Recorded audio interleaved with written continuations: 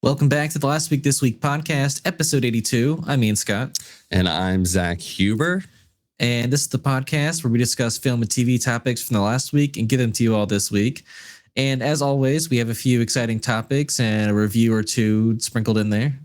Yeah, we are going to talk about a reported Doctor Strange Academy TV show that's reportedly being greenlit at Marvel Television, as well as a rumor that they are going to recast T'Challa in Black Panther 3. Yep. Interesting. Also, there's a rumor going around that Obi Wan might be showing up in Ahsoka season 2.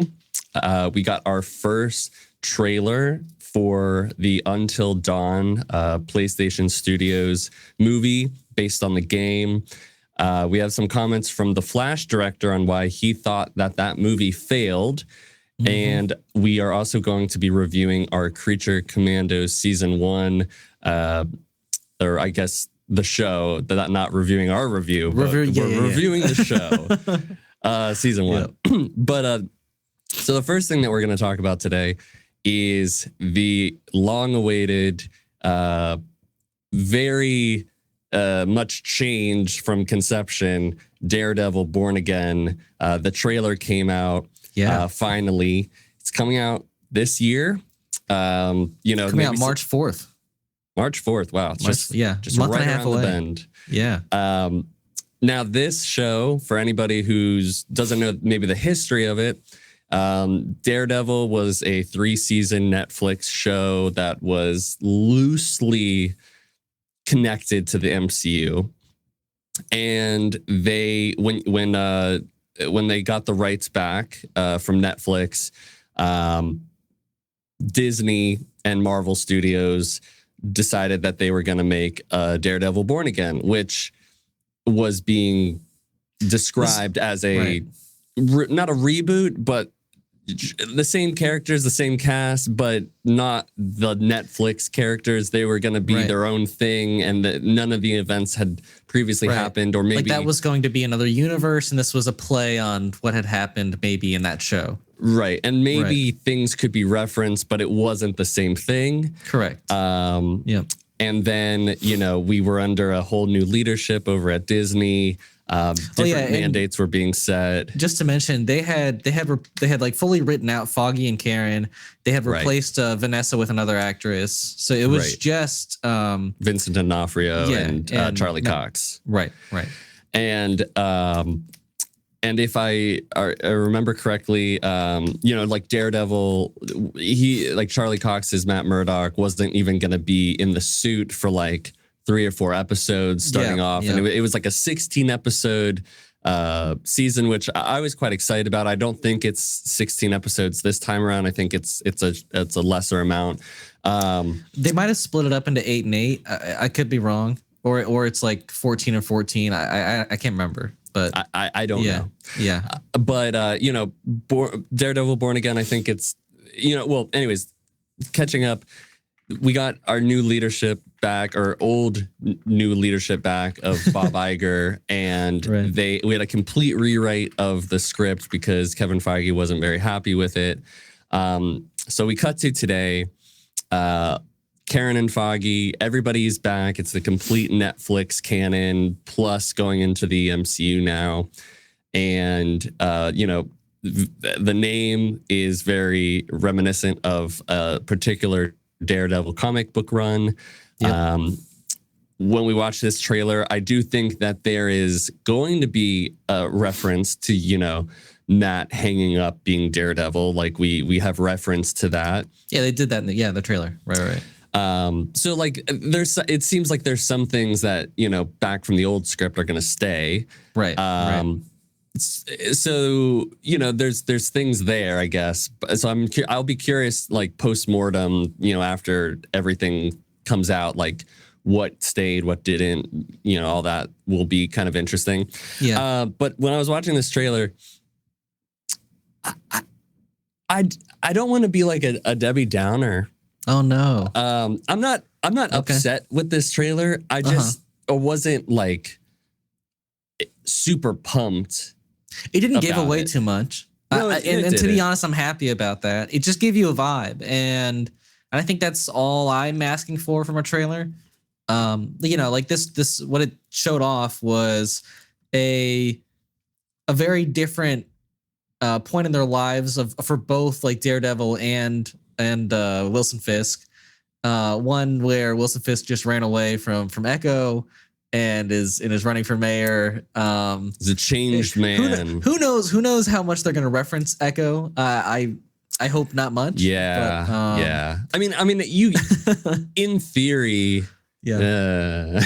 I mean, it's kind of weird, right? Like, right. From the events of like Daredevil season 3 to like where we're going now, like. If I remember at the end of Daredevil season 3. Oh, don't spoil too much because I didn't see Daredevil season 3. Well, so. You're unqualified to talk about any of this. But I have seen Daredevil season 1 twice and like half of season 2. So well, let's put it this way.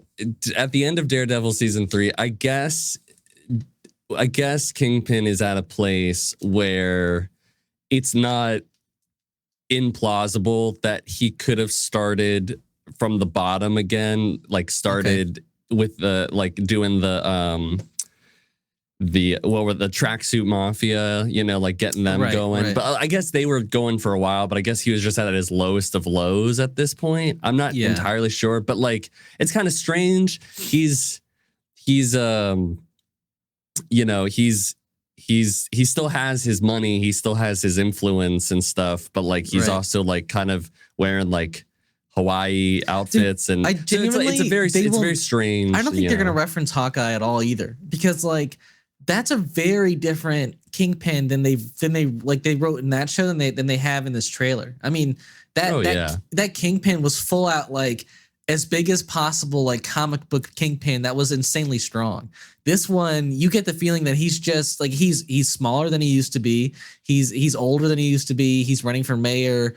He's a much different person in this trailer than what we saw in 2021. So I wouldn't be surprised if that isn't taken into account at all. That whole fight he had with Kate Bishop. I'm still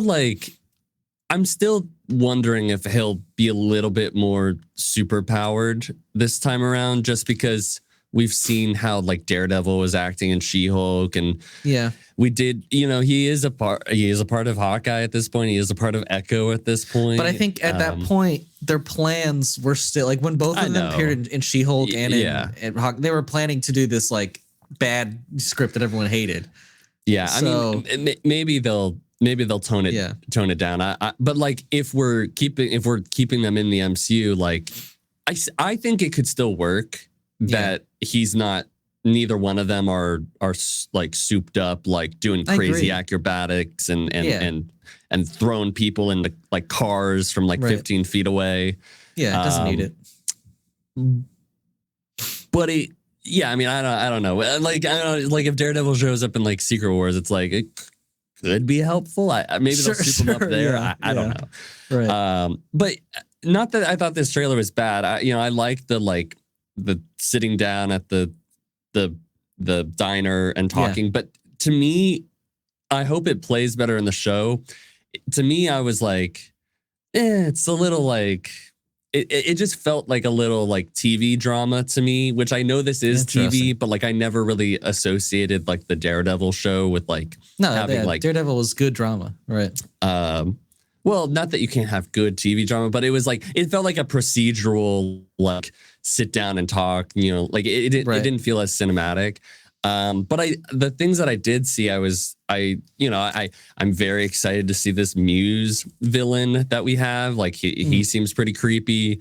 You have the Punisher's back, and he seems Bullseye back, whacked out. And we're gonna see White Tiger, and like both of these guys, the main two characters, Kingpin and Daredevil, like they're definitely in different places in their lives. But then you start hearing like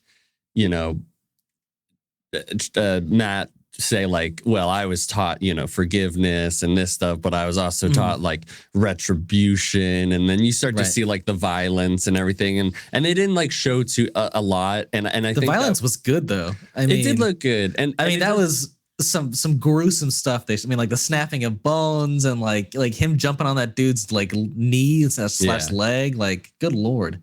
Yeah. I'm just saying like, whereas some trailers like the Captain America Brave New World or the Superman trailer or maybe the Thunderbolts trailer where like I go away from that and where I watch it, 2-3 times. This one I was like, I don't really feel like I need to watch it again. It didn't like it didn't move like the metaphorical needle, imaginary needle. Like it didn't. I'm still very excited for this show, but it didn't wow me. Okay, sure. I don't know. I guess I'm happy with the direction I see it going in. So that's why I'm happy with it. Like cinematography and choreography and action look great. I'm liking the way the story, like where the story's going. It's exciting to see Punisher, like you mentioned it. It looks like I saw somebody have a really interesting theory. Like I really hope they do it. I don't have faith they will, but I'd love to see them explore like the blip and how that all affected them. Because I think they kind of touched on it in Hawkeye with Kingpin and how like the blip kind of affected his business. But I can't totally remember like what was said in that. So yeah, like it would be very cool if like the blip even pushed like Frank Castle over like the edge even more than he was, So yeah, I don't know. It's a good trailer for me. I'm happy with it. I took what I needed from it, Yeah, I mean, I'm not saying it's bad. I think I was just expecting a little bit more. Wow, but were you surprised about seeing the different comic color suits? Yeah, I was. They like fully canonized that She-Hulk suit. I like that She-Hulk suit. No, it's good. It's good. I just wasn't expecting like in the trailer for them to show off like 5 different. I know one of them is like blue. Yeah. Just like, three of them we've seen them wear. The other 2 we hadn't. So yeah, and I'm just like, what's the blue one about? Like, where's that gonna help you? Were you just feeling like you in wanted the river, to switch it up? He's gonna. Oh yeah. He's fighting like Hydro Man in the river.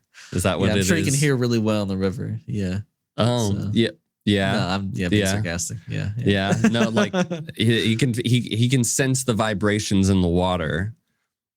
Maybe probably worse. Yeah, maybe probably would be the worst thing for him. He wouldn't know. No he'd be so overloaded with his sensory information. Yeah, he shouldn't fight in water. Yeah, it's just a backup in case. Yeah. But yeah, I think when he was on Water Patrol. Water Patrol. Yeah, we're gonna get. He was scoping out on the water. Some stuff's going down at the docks, Okay. No villain you're thinking of, just some general water villains. The Lizard. Okay. Interesting. Yeah, I'm in New York, so that works. Boom. Or Hydro Man. Okay. It's the only 2 I can think of. Yeah. Or Namor. Oh Namor's because Namor's in New York. Hey, you know what? They did come to wherever Riri Williams was. So, remember in Black Panther 2?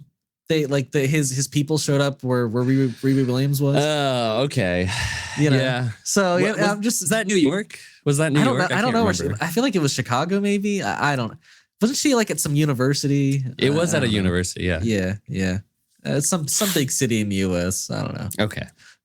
But yeah, that's our thoughts on Daredevil. Some more Marvel news we're gonna get into. Apparently, Marvel has greenlit a pilot for Strange Academy, which is allegedly reportedly scooped. Yeah, and so this is a comic, recent comic from 2020. It looks like it's a comic that follows, children at the academy that are, enabled or have abilities. I would assume that this one would follow America Chavez as the main character, possibly. Or Wong. I feel like Wong would be the main teacher. I feel like he'd be a main character for sure. I don't know if he'd be like the protagonist. But yeah, I don't know. I mean, look, if it does follow the comics, which, like, granted, when's the last time that Marvel has to the T followed the comics? Never. Almost never. Right. So, like, the way that I think about this is, at the end of Multiverse of Madness, most of the Strange Academy or not Strange Academy, but most of the the sorcerers, like, they're not doing too great. I mean, a lot of them got wiped out at Kamar-Taj from the Scarlet Witch. And, yes, you do have America Chavez, who I like as a character. Maybe she wasn't the most, like, developed character, but I liked her. Yeah, same. And I would like to see more from her. You're not going to see, most likely, you're not going to see Doctor Strange, because he's off with Cleo. I think he'd be in like the first episode. I think that's about it. Yeah. But I like the idea, like, Wong, he is the Sorcerer Supreme at this point. Right. We are severely lacking more mystical, things in the MCU. Like, we've only really had Doctor Strange 2, Wong's short appearance with Madison in She-Hulk.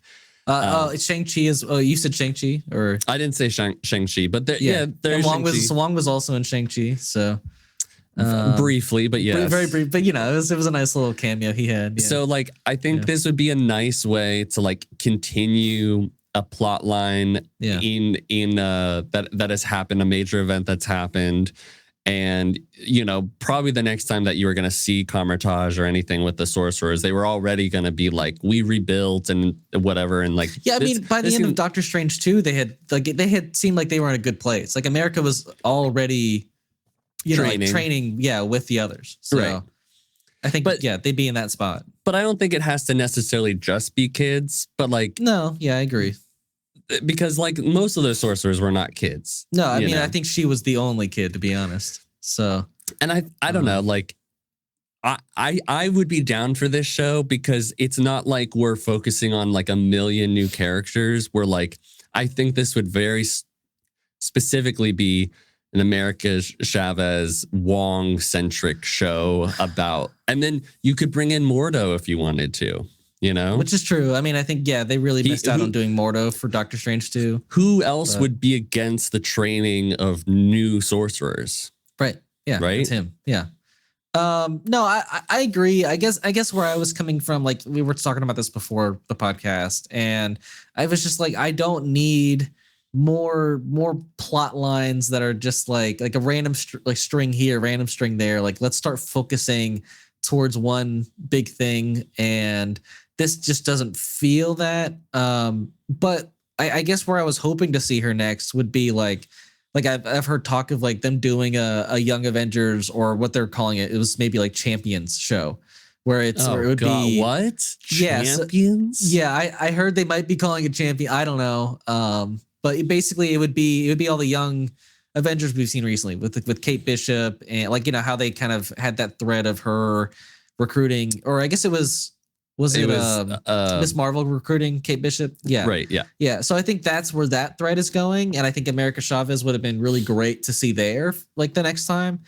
But I guess if we get 2 shows, that's not terrible. I don't know. It's just another show I'm not necessarily asking for, I guess, is what I'm getting down to. You weren't asking for Agatha all along. I know. I mean, so the way so great things can come from it. So, like, you were saying that you don't need all these, like, random kind of plot lines, and we need to be building towards something. In my opinion, and I don't know how Marvel viewing what they feel they need to show with Marvel television. But the way that I've noticed it and the way that I feel about it is the movies are the big events.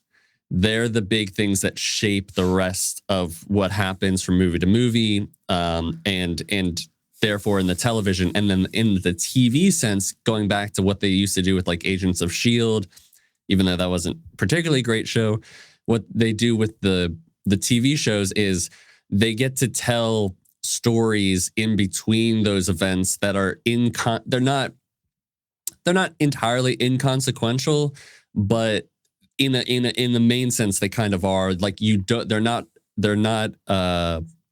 necessary viewing. They're not major events that are taking place, but they can or cannot have an impact on the next story. Like, I think like something like Secret Invasion would have been better as a movie as opposed to a TV show. That was going to be my counterpoint to you, because like that I would say that and WandaVision are the two that felt more like events that were more than what they, I guess, promised, or like I feel like that's a movie event is what you're saying. Well, because like that, like you have to watch WandaVision to watch Doctor Strange Multiverse of Madness. Yeah, but I think that WandaVision only works as a show. I don't think it. Well, I agree. I agree. I think it works really well as a show. It works. Yeah. I think it works best as a show. Yeah. But the problem with like, and I agree with you that like it was necessary viewing, but I don't think that the events of WandaVision were as consequential as like you may think, because at the end of the day, like Vision is still gone, and like you could just say like, oh, you know, in another movie, like another Vision was created. You know what? Look, granted, there was a lot of big things that happened in that show. I admit a ton. But like the problem with like Multiverse of Madness was they did not provide enough backstory as to what had happened with Wanda. Agreed. Yeah. So they expected you to know. Right. Yeah. And so the same thing with like Secret Invasion, if we ever see, you know, any sort of. But that's a big one. I mean, like the Secret Invasion introduced at the end of that a war that's happening like throughout the world. Right. And I don't think we're ever going to go back to that. You know, but it's just kind of like dangling out there now. Yeah. And it's just like, well, what was the point of all that? Yeah. You know, like I don't think we're ever going to see. But that's why Clarkson's character or whatever. You know. Oh God. Yeah. Right. The Super Scroll. Right. Yeah. I don't even remember her name. Gaia. Gaia is what. Oh yeah, Gaia. Yeah. But like, I mean, but I'm just saying, I think Marvel TV works best when it's. I pretty agree. Inconsequential, like I think it's fun, right? You know, like the perfect example of that is Falcon Winter Soldier, because that is like giving you a ton of context as to how like, not Anthony Mack, Sam Wilson accepted the mantle of Captain America. Right. Like you can just assume, if you never saw the show, you could just assume, oh well, he just accepted it after Endgame. Exactly. And but you know, it gives you a ton of gives you a ton of context. And I think Loki kind of is in the middle of those things. I agree. Yeah. But like, yes, for the most because part, if you didn't watch Loki and then like, you know, all you watched was like he escaped in Endgame. Right. Like you're like, well, yeah, where did that go? Yeah. And then you could depending on how they pick it back up, they're like, he became. I mean, it's a pretty crazy thing. It's crazy. He's holding the multiverse together. Yeah. Like, whoa, how did he get there? Yeah, no, that's a crazy, chain of events that you probably need to watch if they ever like bring Loki back up, which I think they will. But yeah, because like you look at Daredevil and Wolverine, it's like you never have to watch Loki. Oh, you mean Deadpool and Wolverine? Did I say Loki and Wolverine? No, you said Daredevil and Wolverine. Okay, that would be a cool That'd show. That'd be cool, yeah. If you saw Deadpool Wolverine, you didn't need to know the TVA from Loki, but like it enhanced your viewing if you had. Yeah. Agreed. You know? Yeah. So that's just the way that I personally think that they should go about. So like this Strange Academy, like I think there's a cool story that you could tell with the Mordo, or you could talk about like something else that's like building up into another movie or event in the series or in the I guess universe. I can agree with you here. Like you've kind of turned me around on this. Like I think the TV shows can be like, if they really stick to the formula of, hey, this is just going to be for context's sake, like you don't have to tune into this to watch the movies, but if you want just, a fun show, watch this one. I think that's how I want the shows to go from here on out. Yeah, because as much as I love Loki, I mean that is and maybe we'll never see Loki again, which is fine. I mean, but I feel like with this, the 2 Avengers movies coming out and them dealing with the multiverse, you would assume he'd be a part of it. But I don't know. It was a big deal. But then you get like cool stuff like with WandaVision, where we're getting this like kind of trilogy of shows potentially, WandaVision, Agatha, and Vision Quest. Which it's like television wise, maybe it's not all necessary viewing towards the eventual like movies and big events. No, but we're telling a smaller story inside of this grander universe. Yeah. That actually is going somewhere. Yeah. Which I think is kind of neat. Like, no, I like that a lot. Yeah, I agree. I'm interested. I mean, like, as long as you keep continuing it and just stop like abandoning plot lines, like that, I'm okay with that.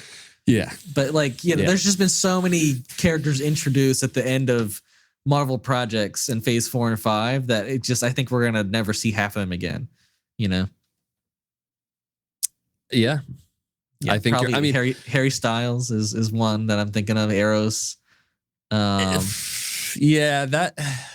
I was kind of excited to see where that would go, but I am questioning now if we will. Right. But then again, like we get, apparently Ferran Tahir is coming back for a Vision, which is show weird. From his role in Iron Man, which from 2008. So it's going to be almost 20 years later. Like, huh? What are we doing? It could be really sweet though. Depending on what the story is, I guess. It's odd because he was just this like terrorist guy. He was like the leader of this terrorist group that imprisoned Tony. That's about it. I mean, we never saw him die, but it could be a flashback. No. That's true. But the guy looks 20 years older. Maybe Vision has to go back to his roots, Oh, it's Jarvis. Is that where Jarvis was born? That's not where Jarvis was born. No, it's not where Jarvis was born, okay. But like maybe that guy still has a bone to pick after 20 years and hasn't done anything about it. So stupid. Yeah. But you know what? Let's see where it goes. Like it's interesting, I guess. Well, the next topic that we're going to talk about today is we have a scoop from Jeff Snyder from his but like blog, the In Snyder, which he kind of does scoops. And some things have been right, some things have been wrong. We've covered plenty of stuff that he's scooped on this podcast before. We have indeed. But one of the latest scoops is that apparently in Panther 3, with Ian and I think it's got to be confirmed at this point, we believe it's coming out after Avengers Secret Wars. Yeah, there's no way. I can't imagine it's coming out before. Right. Which kind of leads into what the scoop is that it's rumored that they're going to recast T'Challa. And you might be like, well, how are they going to recast T'Challa? They said he was dead in the universe. There's no more Chadwick Boseman. And who was... God, who's his sister? His sister's name? Shuri. Who picked Shuri? Thank you. Yep. Shuri picked up the Black Panther mantle, even though it was a bit. She was a bit reluctant to, I would say, for most of the movie. Well, it doesn't even seem like she's picked up like the throne. It just seems like she's picked up the Black Panther like role, as I guess is what you're saying. Yeah. Right. Yeah. So, for context sake, for me, I was on the side of when Chadwick Boseman passed away that they should recast T'Challa. I think it was a bit of a mistake to have Shuri take it up. Personally, I thought that the T'Challa character was too important, and it would have actually, I thought, it would have showed to me, if they would have kept going with that character, it would have been even more respectful to like Chadwick to have like that character keep going and what he represented. Right, because he did so much to bring that character to the screen. Yeah. And I understand why the other side of the argument, but like we see in Harrison Ford with Thunderbolt Ross, like a lot, William Hurt, iconic one, like is right. Thunderbolt Ross.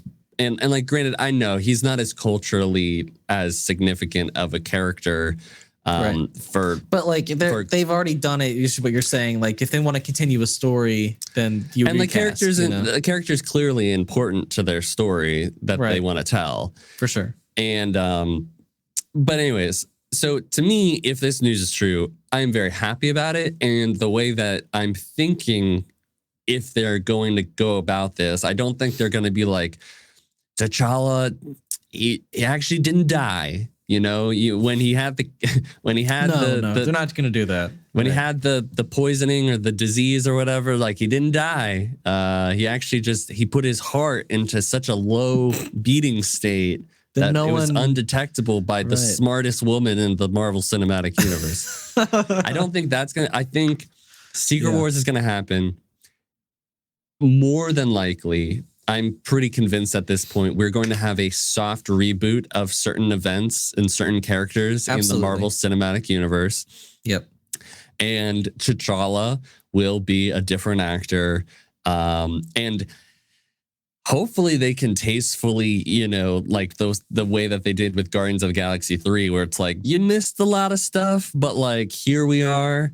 Pretty much here's like a 2-minute explanation of what happened. I think it'll be a similar thing as to what happened with Guardians of the Galaxy. Like basically when you watch those 3 movies, like that trilogy, you have to watch Infinity War and Endgame because like there are major things that happen to the crew, and that changes them. And with Black Panther, it's going to be the exact same thing. And I don't think that's a bad thing. I think it's a good experience.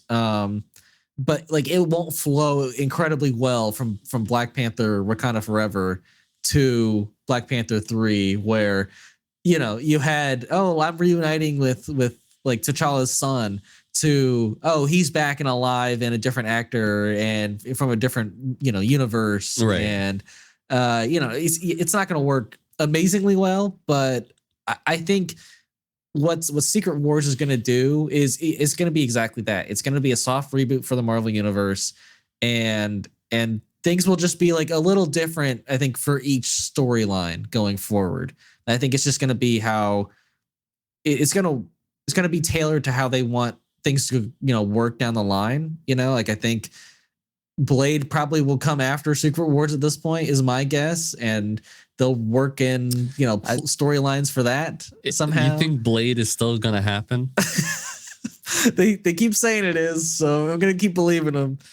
But yeah, no, I just think I think you're right. Like I think it's going to be a soft reboot, and I don't think it will be a bad thing, Yeah, I mean, well, so like where do you fall on like recast versus not recasting, like continuing with somebody like Shuri or even somebody else in the future, like maybe the Black Panther role then gets passed on again, because she didn't seem like she was still in a very like vengeful place at the end of that movie, I felt like, and I could imagine that she may not want to continue it, but like, yeah, what is your? I mean, I don't mind seeing Shuri continue to have the role for a while. Like, I think that's fine with me.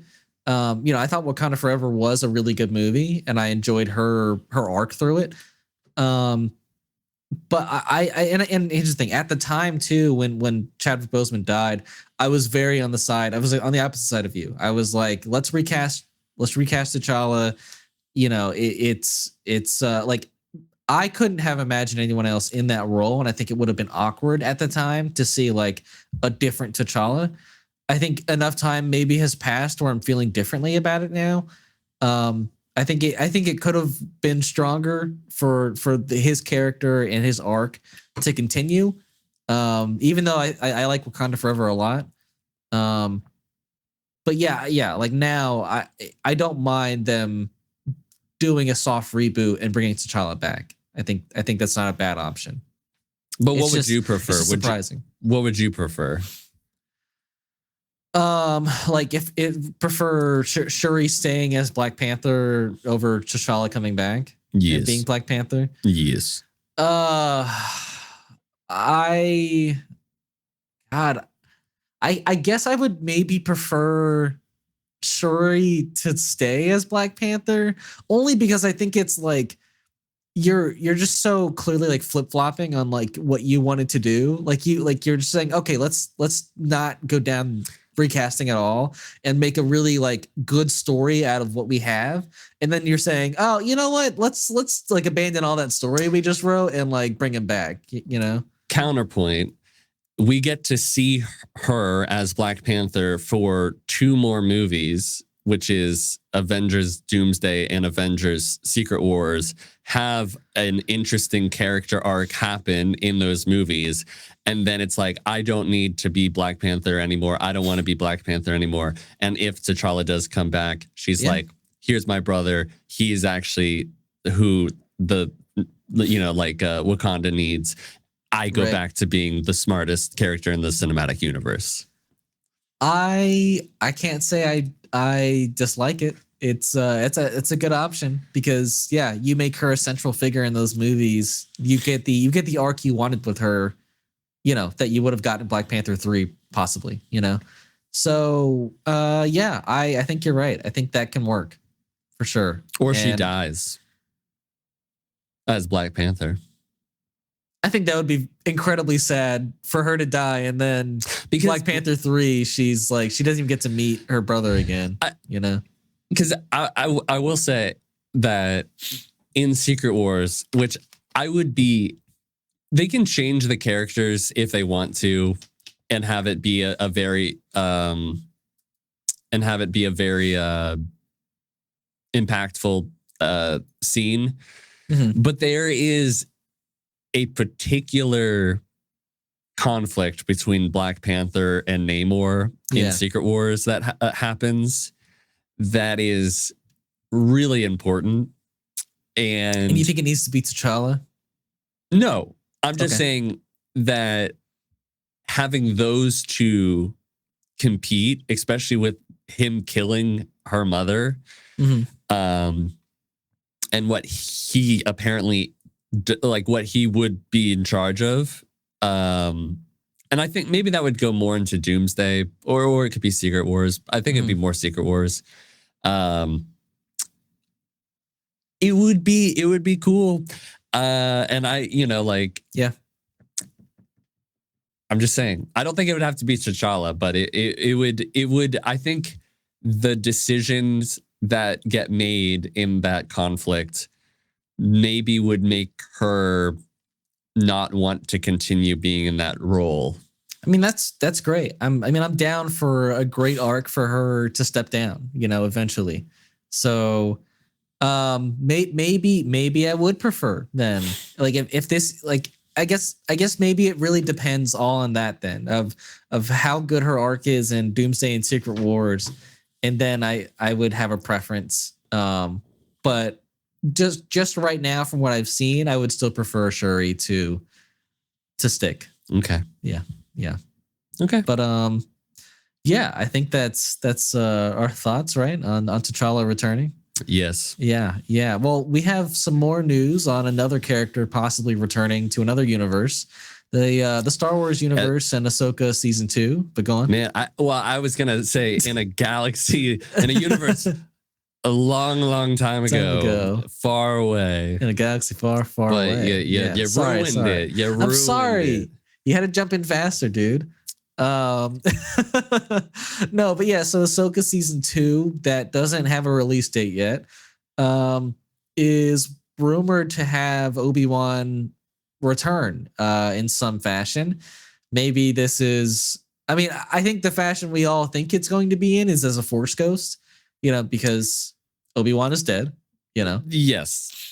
But there's also the possibility of flashback sequences and whatnot. Which could be even more likely. But go on. Yeah, well, we got flashback sequences in Obi-Wan the show, with him and Anakin, and in Ahsoka.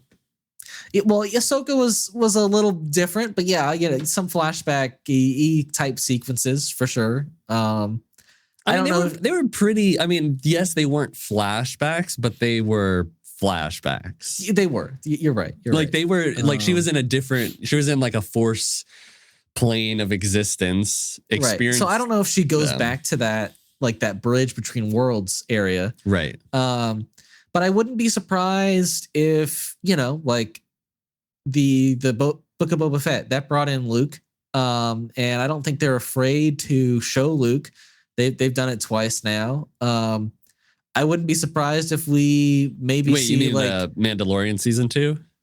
No, well, Mandalorian Luke? Season 2 showed Luke at the very end, but also Book of Boba Fett had Luke throughout it, like in those 2 episodes. I forgot about that they went to that world. Okay, yeah, right. So I wouldn't be surprised if maybe like Ahsoka maybe goes to confer with Luke at some point in that season, and Obi-Wan is with him, because I don't know if Obi-Wan himself. How did she get back?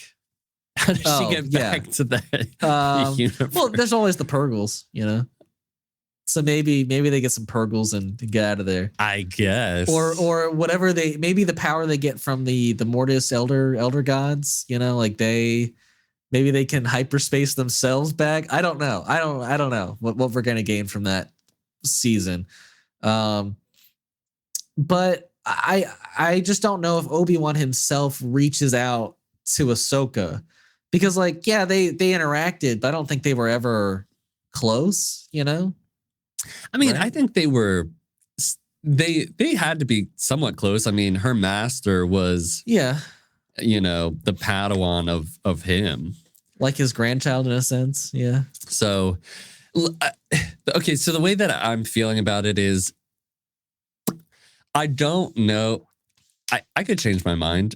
I could come up with something later on, but I can't think of a narrative point that it would be beneficial to Ahsoka at this point to have Obi-Wan as a Force ghost talk to her. You know what I mean? That's fair. Yeah. What's the reason they would need to talk? Why would she seek counsel? I'm sure he could give some insight, but at that point, it's nothing that Luke or an Anakin couldn't potentially give to her, if she sought like a Force ghost. Maybe he shows up as just for a brief second. Maybe it's not that big of a deal, but I think it's more, to me at right now, I think it's way more likely that she's recalling a memory. She's on that world between worlds, and there's scenes where she's had either interactions with Anakin and Obi-Wan, or just Obi-Wan. That is, it's a learning experience of some sort, So, but my read on that from that first season, that bridge between worlds area, I believe that Anakin is the guardian of that world, that dimension, whatever you want to call it, and I just don't think Obi-Wan would show up other than him being a part of a flashback. I don't think he would be there as a Force ghost I think he would be a part of a flashback. Yeah, agreed. But I don't know. Is that enough for would Ewan McGregor just return for a flashback? I mean, he probably would, since he loves Obi-Wan so much. Yeah. I mean, I think he would. Yeah. It just doesn't seem important enough, I don't know if I think that Anakin is the guardian of that realm. I feel like that's not what I took away from it, but I'm willing to change my mind if like yeah, there's evidence to back it up, right? Like I could see it, but I think I just thought of that as like that could be where Force ghosts reside, and he was the one who like showed up to talk to her since she was his closest, like they were the closest connection, and he could. There was like slightly unfinished business. There was also like a lesson or something to be resolved or something to learn. Yeah, that's the way that I viewed it. Sure, that's fair. So maybe Obi Wan shows up. I don't know. This is also a rumor. It doesn't mean that it's true. Yes. But I could see it, but I see it more as like one of those flashbacks. As much as like I would prefer a Force ghost, just so like it would be nice with like, you know, he's never been a Force ghost before. Yeah, that'd be so cool. Obi Wan himself has, but not Ewan McGregor. True. Okay. Yeah. Yes. Yeah. Because he was a Force ghost in 5 and 6. So, right. Yeah. No, but it'd be cool. It'd be cool. That's all I'm saying. But yeah, I don't even know if we're gonna get Ahsoka. We're definitely not getting it this year. Probably next year is my assumption. Oh, we're definitely not getting it this year. Yeah. Definitely not. That's crazy, dude. Like a 3-year gap between seasons. I don't think Ahsoka was necessary to have I mean, Loki came out in the summer of 2021, and the second season came out 2023, right? 2023. I mean, so that's not. I mean, it's 2. I'm just saying, 3 years is big. 3 years is big. It was like a 2.5 year gap, which is insane. That should have been faster. But you know, whatever. These are like movies at this point, so right. Whatever. Yeah, they can do what they want. But yeah, I think that's our thoughts and opinions on that.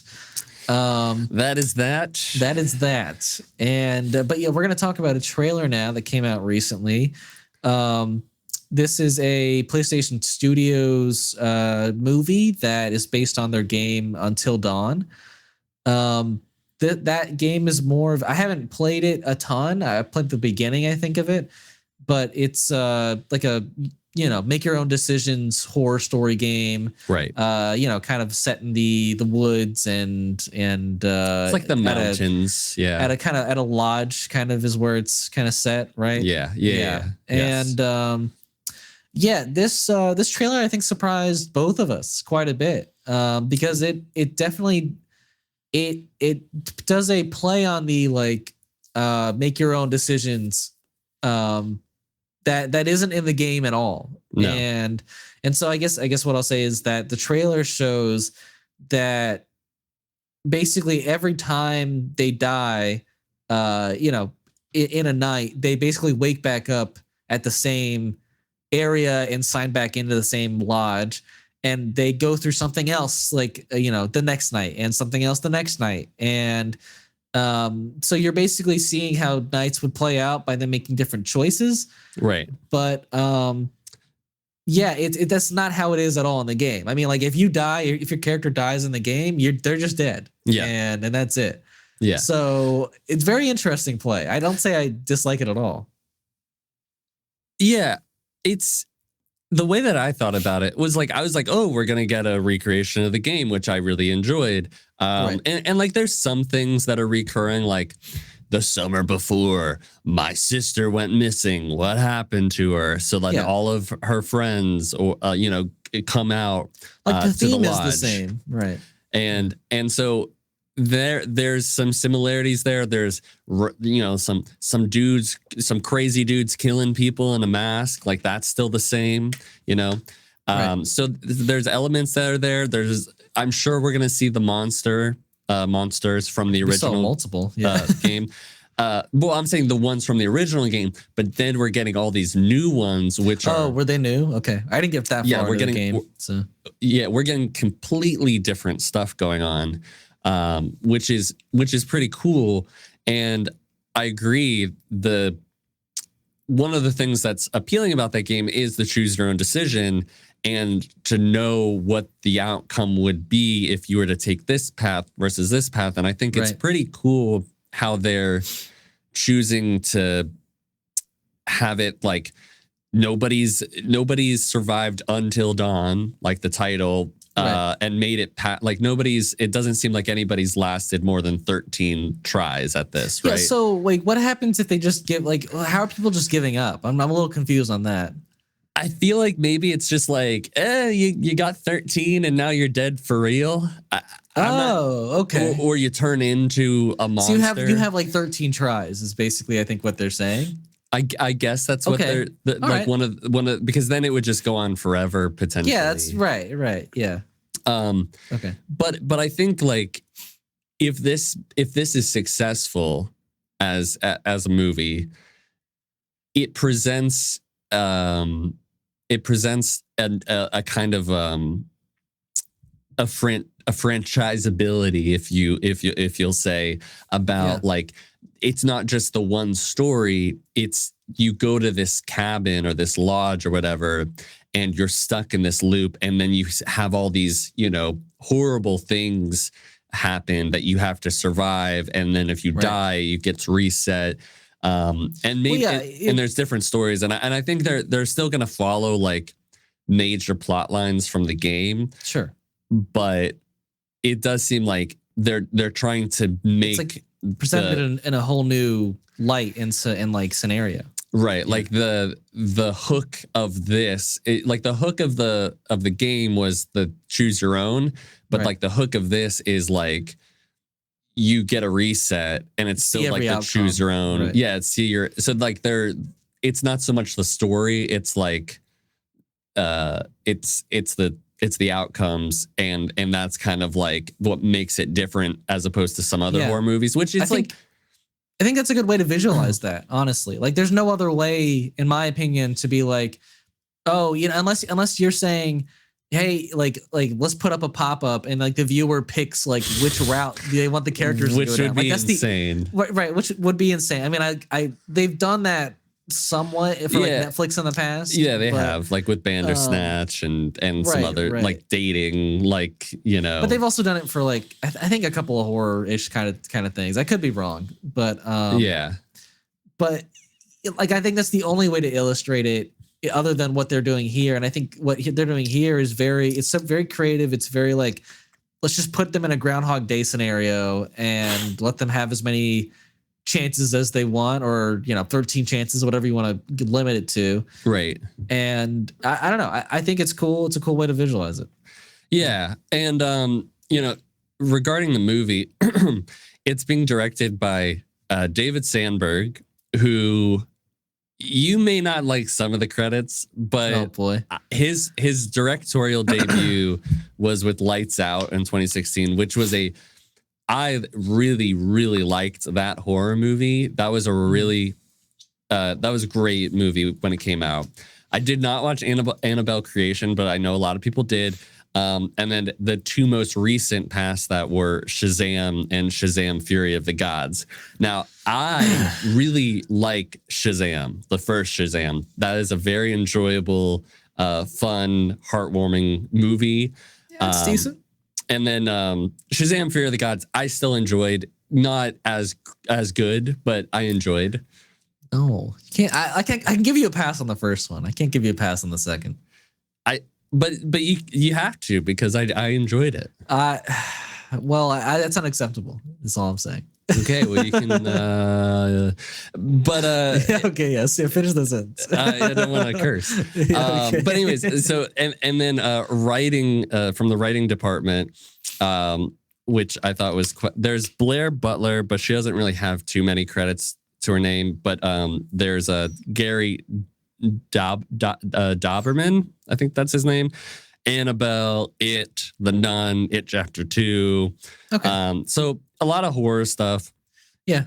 But some of those, like It, I really enjoy. No, I think this team makes sense. Yeah. I think like I like all the actors. Peter Stormare is in it again. He was in the original game. it would have been cool to see like Rami Malek and like Hayden Panettiere like show up. Maybe I don't think they will, but like that would have been cool because they were in the original game. They just use one of the actors from the game, right? Yeah, like Peter, the main villain. Yeah, Peter Storm. Yeah, villain. I can't remember if he is. I don't know. Oh, was he not? Okay. I think like you think he is. Wasn't he the guy at the gas station? He was. Yeah. Okay. Yeah. I mean, definitely gives you weird vibes for sure. Yeah, he does. I mean, he's creepy as hell. He's a bearded man. I mean, what's creepier than a bearded man at a gas station? Yeah. That's why he was creepy for sure. Yeah. But anyways, like, yeah, I'm really excited. I think that with the inclusion of all these noticeably different creatures, as opposed to just like kind of the ones that they stuck with the original game, it's more of like I guess like there will be like some things that stick from the original that I imagine they will keep with, but like this is more of like this torturous hell house that with unspeakable monstrosities that every night, and there's new ones that you have. Like at one point, like there was like this tall like troll looking thing in the forest. So I was like, yeah, this is going way into like a different sort of reality where I'm just like, it could be cool for later movies, and let alone this one. So yeah, no, I mean, I thought it looked good. I thought it looked pretty, right. And I don't think like, I think it's a movie that, I know you don't like horror, but I think that looking at this, like it could be something I could get into, right? Yeah, because it's a very cool concept. I love the Groundhog Day concept. It's done well in so many movies. But yeah, and I think it's a smart decision to give like even the fans of the game something like new to see and look forward to. Right. So yeah, I'm excited for it, to be honest. And in that game, that's not a multiplayer game, is it? Or is it? I think it is multiplayer. Yeah, like I think we can all like select different people is what I remember. Like I think so. Like I can select 3 characters, you could select 3 characters, somebody else could select 2 characters. I think you're right. Excuse me. But I can't say for sure. That's what I remember. But I think it is. I think it's like the Quarry. Like I think it's one of them ones. Yeah. You know? I mean, that'd be fun to play. You know, just like you and me, or like, you know, you, me, and Ryan, or yeah. But yeah, a release date on that one, do we know? The release date is April 25th. Nice. Well, maybe we'll review it. We'll see. I mean, I'll watch it. I'll be watching it. Okay. Well, then we're probably reviewing it. All right. Well, next up on the list here, we got some very interesting comments from Andy Muschietti on why he thinks The Flash failed. Yes. Yeah, basically. By the way, like Andy Muschietti directed The Flash. Yeah. If some you context didn't know. there. If you didn't know. Yeah. He also directed it too. Yeah, I don't know what else he's directed other than that. I think he's doing the Welcome to Derry prequel TV series as well. I think so. I think he is. So basically, what he's saying is that apart from all the other reasons, it wasn't a movie that appealed to the 4 quadrants. Basically, when you spend $200 million making a movie, Warner wants to bring even your grandmother to the theaters. And I found out in private conversations that a lot of people just don't care about the Flash as a character, particularly the 2 female quadrants. All that is wind going against the movie that I learned about. Okay. Yeah. So a lot of reasons why that's wrong in my opinion. Yeah. I think weirdly, like the first point I want to go to is like, did anyone really did the females like quadrants, did they care about Ant-Man before the movie came out? No, I don't think so. Right.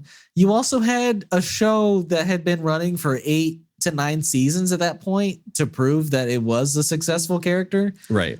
I just don't know where he thinks like it wasn't anything other than like the Ezra. Like I think that was so much to do with it. Like all the controversy surrounding him as an actor, or sorry, them as an actor. And then, you know, you also had a lot of people badmouth the movie after they saw it and saw the interesting special effects at the end. I think a lot of people didn't love that, and it got some bad press. So yeah, I think if you had made a cleaner movie and you had a different main actor, maybe you would have had a successful Flash movie. But I think even regardless of that, just look at the track record of all the DCU movies, and that's why we're getting a complete reboot of the DC franchise. I mean, all of them failed last year, except Aquaman 2, I think. And even then, that one didn't do well. So yeah, and I mean, you had the biggest name in Hollywood that I think anybody could think of with Dwayne "The Rock" Johnson, probably one of the only actors that could bring a crowd of his own in a time where like actors are not the big draw. It's more of the characters and the IP and all of that at this point. And that movie still with Black Adam still only made $400 million. And we were already on a decline. Like, you know, like people didn't like Wonder Woman 84. You know, it was mixed from the beginning with Man of Steel. And to say that, you know, I heard that a lot of women didn't like the Flash character itself. Yeah, like the character didn't care about it. It wasn't like a 4-quadrant movie. No, but like a good story and a good movie makes you care about a character, and that's what gets you to a theater. I don't know, like. And did I care about Wicked before I saw the movie? No, but now I care about the story. I want to go see the next one when it comes out this year. Right. So like do I think that the Flash is a 4-quadrant movie?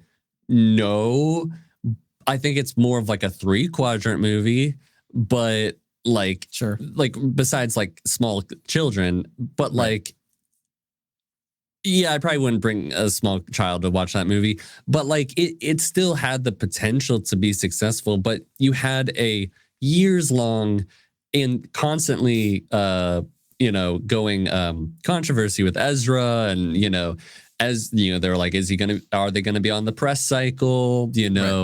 We have all these allegations, court filings, arrests. Also, you had a bunch of screenwriters and directors like go in and out of this movie that and we finally landed on Andy Muschietti, who had a vision, but it took a long time to even develop anything for the Flash. So it was in development hell for forever. Like nothing about the process and the people involved in this movie, made it easy for it to be a success. It came out at the wrong time. It had the wrong person involved. Had some, questionable decisions about the ending and effects and whatnot. And I think it just all culminated into a box office bomb because you spent $200 million on this thing when you probably shouldn't have. I think it's ridiculous to ignore all of that and say, nah, it's the character. I think the character is doomed from movies. It's dumb as hell. Yeah, because like you said, there was a TV show going on for years. I mean, is 9 years. Is the Flash the one of the top 3, top 4, top 5 like most popular superheroes? No, but he's up there. But they kept that going when they canceled everything else. That's how popular it was for the CW. Not saying it was having amazing numbers, but compared to everything else on that network, it was doing well. Right. So, and people know who the Flash is. Right. Yeah. He's a Justice League like main 7 member. He's like if Aquaman can get $1 billion at the box office, then Flash can. Right. People aren't like, I love Aquaman. People were like, you're making an Aquaman movie, but they got Jason Momoa and they made him like a badass. Not that he isn't in the comics, but like the general perception up until more recently was like Aquaman is lame. Yeah, he's lame. Right. He talks to fish. Yeah. Right. So yeah, I think it's dumb. I think it's like, I don't think he made a bad movie. I actually really like The Flash. Yeah, I enjoy that movie. But yeah, I mean, just to point to like, no, it's just people don't like the character, and it had nothing to do with. I mean, he did say apart from all the other reasons, but it's like, but all the other reasons is the main reason, right? Not this. Not this. No. Like maybe you did hear from people that were, female. Right. Oh, I don't really care about the Flash, but I don't think that I would be very surprised if was on, like, if you ask people, did a poll, do most people care about the Flash? I would say that people don't really have an opinion. It would either be like neutral to like positive, like I like the Flash, I think he's cool, or like I don't really have an opinion, but I would watch the movie. And like you said with Ant-Man, like nobody was talking about Ant-Man. Nobody was talking about Guardians of the Galaxy. I think you could point to even the main characters of that phase 1 for MCU. Like, did anyone? Yeah, yes, there was like the comic book world that cared about like Thor and Iron Man and well, Hulk obviously is this huge one, but like Thor, Iron Man, and Captain America like weren't like at the top of people's minds. No, to go see a movie about, and they did amazing at the box office. Yeah, I mean, Iron Man was like a B-level hero in terms of what people thought of the character, and even somewhat his importance in the comics for a bit. Right. So yeah, I don't understand where he got that logic. I don't get it. Not saying I'm against him, as a director. I just don't understand these comments. Yeah. But that's our thoughts on his thoughts, I guess. But yeah, now we're gonna review a really special show that I had in my top 5 shows of 2024. Creature Commandos ended a week or 2 ago, and we've been on a little hiatus. And so, we're going to review kind of the finale / full season now. So, let me hear your thoughts, man. Well, I really, really liked it. Borderline loved, but I really, really liked it. Some of it I thought was brilliant. Some of it I thought it could have been better at times. Like, I think that what really made it special was the background on all the characters. I think that's pretty obvious and self-evident at this point at how well those backstories were done. And to a certain extent, timing up very well with their importance sometimes with the story. Oh yeah, I thought they were incredibly well timed. The main story is good, but maybe not like amazing. I mean, I think it's good for sure. Yeah, like it's got a good mystery. It flips on itself like twice, and I like that. But yeah, it's not like one of his incredibly best, well done like Peacemaker's mystery was a lot better, I think. But you didn't get like you said, like you didn't get all these like wonderful like backstories about each character, in each episode. So I think this was a little unique in that sense. Yeah. But like I thought the main story was good, just not maybe like as great as I was hoping. Like I felt like it was we showed up, we fought the Greek goddess villain. Then we went back and found out that like the princess is going to destroy the world. And then so we went back, and then we evaded capture, and then we went to kill the princess. And then we found out we were wrong, but then we were right all along. End of show. And it was entertaining while it was like going on. But then you had all that stuff with Frankenstein in the background and with Rick Flag in the background. I know, but like delving into the mystery. But to be honest, the stuff with Rick Flag and Frankenstein, as enjoyable as their interactions were, Frankenstein's story kind of like just didn't really go anywhere. That did bother me. I'm not gonna lie. I was really bummed that they were leaving that all for season 2. And yes, like Rick developed a conflict of like, well, now he's gonna fuck everything up because we need to kill her. Right. But that didn't really like some of that stuff was unsatisfying, but it made up for it with like great characters, great dialogue. I love the music, like I've said before. Right. Some really heartbreaking moments at times that elevated the story, surprising deaths. So like it was it's a better written show than I think a lot of stuff I normally see or I hold it up to a higher standard. It usually succeeds, like James Gunn stuff usually succeeds, and it's better than a lot of stuff that I sometimes watch. But I didn't like. I'm not gonna say like I was obsessed. I loved it as much. Was waiting each week to watch it because I liked it a lot. But it sounds like I was very eager to watch every episode. Me too. Okay. It's just like I just wasn't as like thrilled about everything as I was, but it was very, very good. That if that makes any sense. Sure. Like here's the thing. I think out of every story like that I've seen from James Gunn, is it my favorite? No. Is it bad at all? No, but it is probably my least favorite. Yeah. Which isn't a bad thing. That's how I feel about it. But it's still like, to me, it's like an 8.75. Like that's how good I think the show is overall.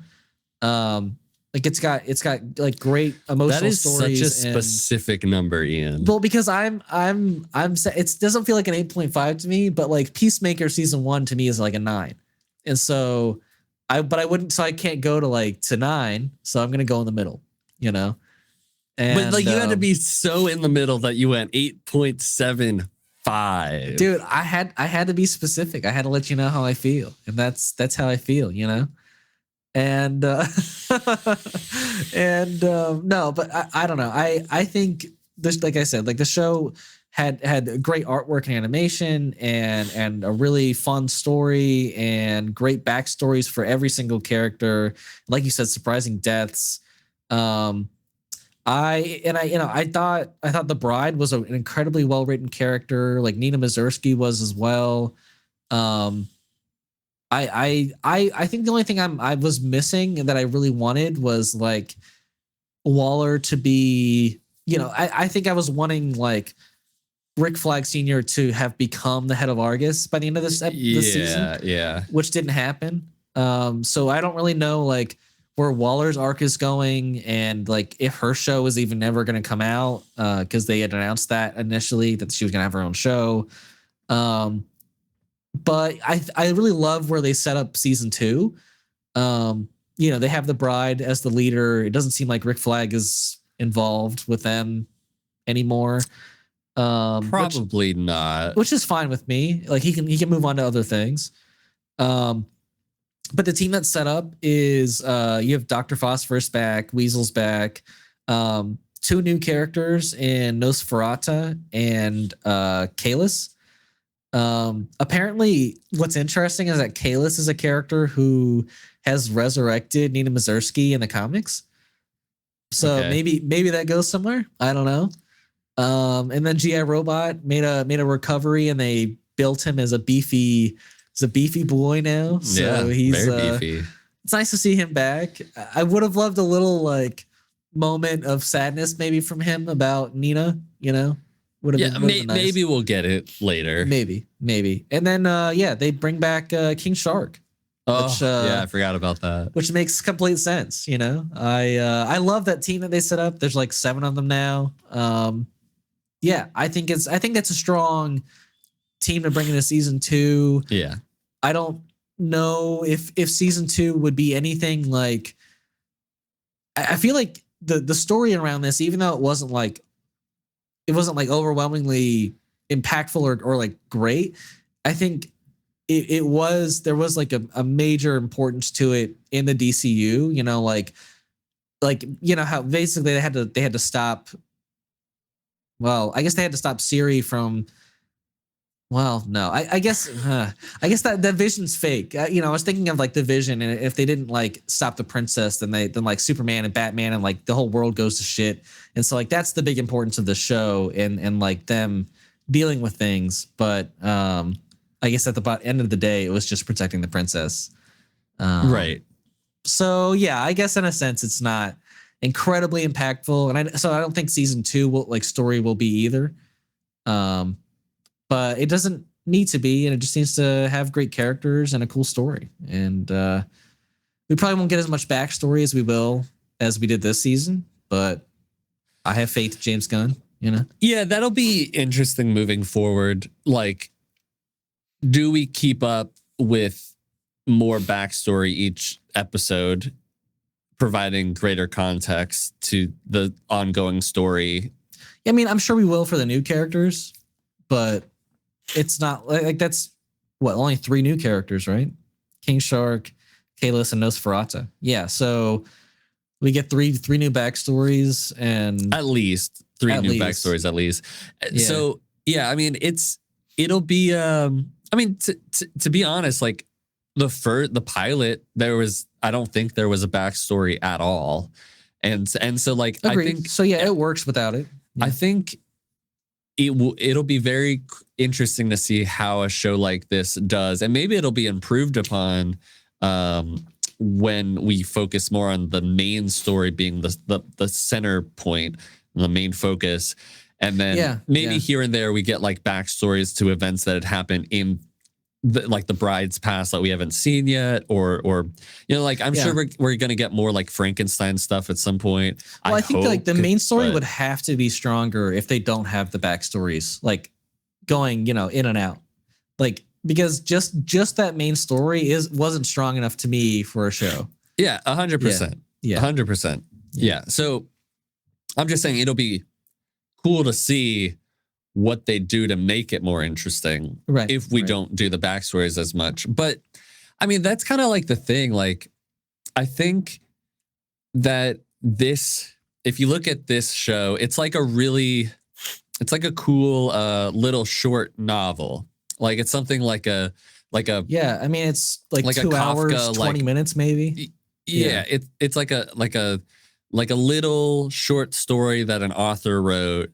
And it's kind of like it's more of a character study than anything. Yeah, and it's like I don't want to say, it's just like a very interesting, like little short vignettes of characters and like their backstories and leading up to this main story event where like they're trying to tell a story about like humanity and monsters, and like it at the end it's still like a really fucked up sad thing that happens, but like they're together, and like so it's a very like contrasted, interesting idea and group of characters, but it's different than like, I guess, like Peacemaker or Guardians of the Galaxy, where I feel like I'm reading like a book, and it's like not that a short story can't have like fully fleshed out things, but it felt more like vignettes and just, little short stories. I think you feel like incredibly fulfilled at the end of those stories. Yeah. Where at the end of this, you're like, oh, I could definitely like get right into a season 2 right now. Right. Yeah. Yeah. No, I get what you mean. It's not as strongest, but I still really, really enjoyed it. Yeah. Yeah. Yeah. Well, yeah, I think those are my opinions. If you unless you have any more. Not really. I mean, I really, really enjoyed it. I thought it was a really strong start to like a soft DCU launch. Yeah. I don't think it really provides that much context about how the DCU is going to move forward, but I think it's probably all the better that it doesn't. I think if you like, and that's what's going to happen moving forward with the DCU is like, we're not going to focus on setting things up. We're not going to focus on, we're just going to focus on the story, on good stories. And I think you get an idea a little bit of how this will differ than, let's say, like the DCEU. For sure. But it's on its own. I'm very excited for season 2. Who knows when that's coming, but hopefully it's coming next or this year, maybe next year. I don't know. I don't know. I am excited for sure. Going to be a cool team to watch. But yeah, I think that's all of our topics for today. I don't know if you've watched anything in this long break of ours. I have. I mean, it's mostly only been this show called The Outsider, which is a show on HBO based on a short Stephen King book, and it came out in 2020. It's got Ben Mendelsohn, who's director Krennic. And you were telling me about this the other day, weren't you? And Cynthia Erivo is in it, who she played Elphaba and Wicked. There's Jason Bateman. He directed like 2 episodes and he was in it. Nice. And I mean, it's a fabulous, great show. It's something that could be adapted into a movie, but I do enjoy it as a show, how it is. Very unsettling, but like addicting to watch this kind of supernatural murder mystery show, where, basic premise is Jason Bateman's character has a lot of strong evidence, almost damning, that he killed this kid viciously in the woods. Okay. But at the same time, like 70 minutes or more away at the same time on video, he is at a like an English teachers conference. Oh. Interesting. But like people see him, have accounts that it is him. There's fingerprint evidence. So like, but there's fingerprint evidence of the same, like matching identical of him at the conference that they find.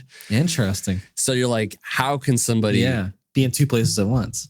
So that's the basic premise. And that's cool. It's unsettling at times, but it's very well done. And I'm really enjoying it. Me and Hannah are at like we're going to watch episode 8, and I think there's 10 episodes. Oh, nice. But I mean, it's Stephen King. So I mean, like it's quality. It's good. You're going to get quality story with Stephen King most of the time. And all the performances are great. I mean, seeing Cynthia Erivo outside of Elphaba, like you can see. Weird? No, because like she's playing a very similar character in a lot of regards. Okay. But yeah, she's great. She's nice. She's awesome. Yeah. I wouldn't doubt it. But that's all I've watched. I haven't watched any movies unless I find anything while you're talking, but I don't think I have. I think the one movie I know, like new movie I know I've watched, it was the last one I think of the year for me was The Bike Riders. I don't know if you remember that movie. I do, yeah. Yeah. Did you ever wind up watching it or? No, is it streaming somewhere? Yeah, it was on Apple. I think you're right. That sounds right. Or Amazon, one of the two. But yeah, it was pretty good. It wasn't great. I think the trailers really like made me think it was going to be like a Goodfellas kind of story, and it didn't seem to be that way. It was, I think, like the main thing I had wrong with the movie is that they modeled it after this book where it was like the guy was interviewing like this like bike gang for like from 1969 to 1975.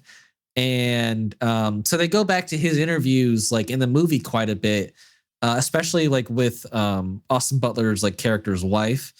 And like the interviews are like sometimes like after all the events have taken place and sometimes like not. And I don't know, it's a lot of jumping around, and they like miss like huge events. Like it was like they introduced like them meeting each other, like Austin Butler and his wife. And then like the next scene we see with the two of them, they've like clearly been dating for like a couple of years at this point, and are like in a very like strong, like, you know, committed for like relationship or whatever you want to say about it.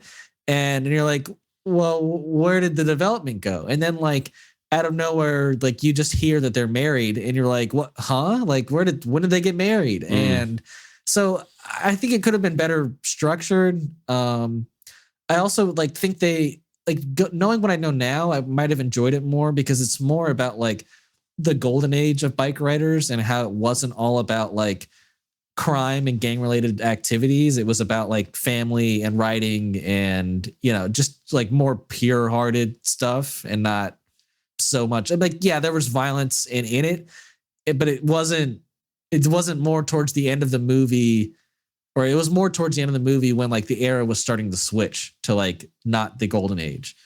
So yeah, I thought it was, I think I would enjoy it more on the second watch, but it was decent on a first one. I don't know. So, I don't know if you would. It was just like a movie about the relationships and enjoying being in a bike gang.